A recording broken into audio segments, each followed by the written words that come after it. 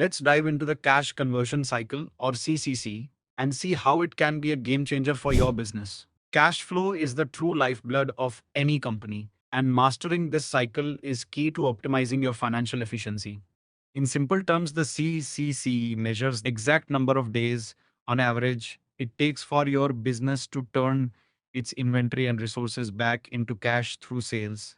To calculate it, you take your days inventory outstanding, add your days sales outstanding, and then subtract your days payable outstanding.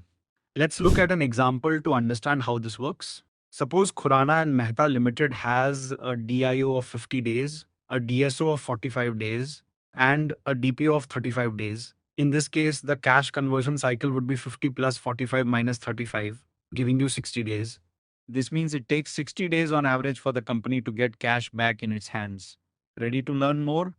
Follow us on LinkedIn or visit www.cfieducation.in to explore more about FMVP and CBRA courses.